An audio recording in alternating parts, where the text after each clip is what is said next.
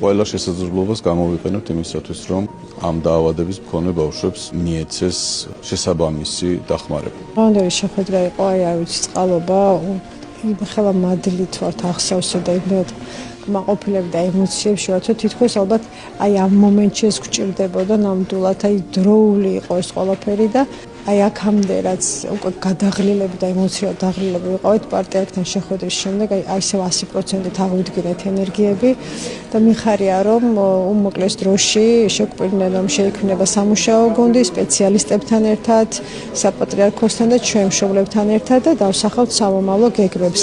აი ეს იყო აი ხლა ნათელი იმ ბნელში, რომელშიც აი 30 დღის განმავლობაში ვიმყოფებოდით. შედგა ჩვენი კომუნიკაცია, მიგვიღო ჩვენმა უწმინდესმა, ძალიან კმაყოფილები ვართ მშობლები, მივიღეთ უდიდესი დალოცვა და რწმენა მივიღეთ, რწმენაში გავძლიერდით უფრო მეტად და დარწმუნებული ვარ, რომ ყველაფერი ჩვენი შვილების სასიკეთოდ წარიმართება. მადლობა უწმინდეს.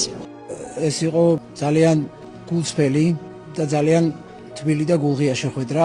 დადებითი პასუხი მივიღეთ იმასთან დაკავშირებით, რომ ჩვენ გავაკეთებთ ფონდს, საქველმოქმედო ფონდი დიუშენის. მივიღეთ ძალიან გულწრფელი და ღია დახმარების შეპირება ყველა მიმართულებით.